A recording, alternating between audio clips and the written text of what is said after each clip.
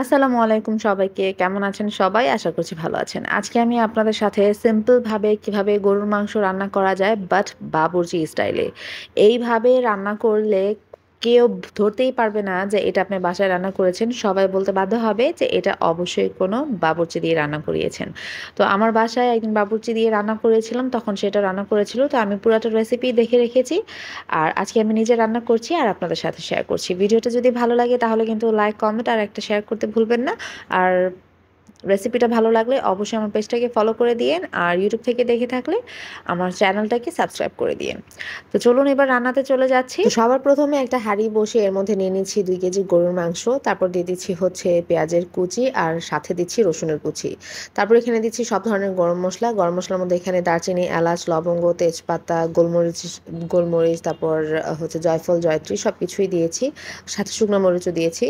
তারপর এখানে দিচ্ছি হচ্ছে আদা রসুনের পেস্ট আর সাথে দিয়ে দিচ্ছি হচ্ছে সব ধরনের গুঁড়া মশলা। গুঁড়া মশলার মধ্যে এখানে দিয়েছি হলুদ, মরিচ, ধনিয়া, জিরা, তারপর হচ্ছে গরম মশলার গুঁড়া আর সাথে দিচ্ছি প্যাকেটের যে গরুর মাংসের মশলাটা থাকে সেটা। এখানে রাঁধুনি মশলাটা ব্যবহার করেছি। তারপর এখানে পরিমাণ মতো তেল দিয়ে এবার একটু নাড়াচাড়া করে নিয়ে এর মধ্যে দিয়ে দিচ্ছি বেশি করে আলু। এখানে প্রায় ৬-৭টার মতো আমি আলু ব্যবহার করেছি, কারণ আমার বাচ্চারা আলু খেতে খুব পছন্দ করে সেজন্য। এবার ভালো করে মিক্স করে নিচ্ছি। ভালো করে মিক্স করে নেওয়ার পর এটাকে ঢেকে আমি প্রায় ১৫ থেকে ২০ মিনিটের মতো কষিয়ে নিব। এই কষানোর মধ্যে আলহামদুলিল্লাহ হাফ সেদ্ধ হয়ে যাবে গরুর মাংসটা। তারপর এখানে পরিমাণ মতো আমি ঝোল দিয়ে দিচ্ছি, প্রায় ৩ কাপ পরিমাণ পানি দিয়েছি এখানে। এবার রান্নাটা ঝোলটা যখন বলক চলে আসবে তখন এর মধ্যে আমি দিয়ে দিব হচ্ছে গুঁড়া দুধ। এখানে প্রায় ২ টেবিল চামচের মতো গুঁড়া দুধ ব্যবহার করেছি আর সাথে দিয়ে দিচ্ছি হচ্ছে ১ টেবিল চামচের মতো ভিনেগার। এবার একটু নাড়াচাড়া করে নিয়ে এর মধ্যে আমি দিয়ে দিব বাকি যত উপকরণগুলো আছে সেগুলা। এবার একটু নাড়াচাড়া করে নিয়ে এর মধ্যে আমি দিয়ে দিচ্ছি আস্ত ২টা রসুন আর সাথে দিয়ে দিচ্ছি ২টা টমেটো কুচি করে। টমেটোটা এখানে আমি একটা টমেটোকে ৪ ভাগ করে কেটে নিয়েছি। তারপর হচ্ছে আমি ঢেকে এই গরুর মাংসটাকে রান্না করে নেব প্রায় ১৫ থেকে ২০ মিনিটের মতো, যে পর্যন্ত সব কিছু খুব সুন্দরভাবে সেদ্ধ না হয়ে যাচ্ছে।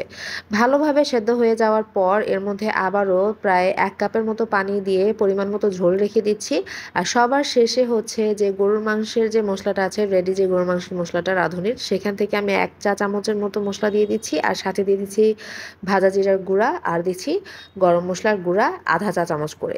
এবার সব কিছু একসাথে ভালো করে একটু নাড়াচাড়া করে মিক্স করে নিলেই আমাদের এই গরুর মাংসটা একদম রেডি হয়ে যাবে। এই গরুর মাংসটা আমরা খেয়েছিলাম নান রুটির সাথে, আর কি যে মজা লেগেছে, ঝোলটা অসম্ভব প্রকারের মজা। আসলে এভাবে রান্না করে আমি আগে দেখিনি, তো ওদিন ভাইয়াকে দেখে তারপর হচ্ছে এভাবে রান্না করেছি। তো খুবই মজা, আসলে বাবুর্চিদের হাতের রান্না খুব মজার হয়। আপনারাও অবশ্যই বাসায় ট্রাই করে দেখবেন, কেমন লাগে সেটা অবশ্যই কমেন্ট করে জানাবেন। আল্লাহ হাফেজ।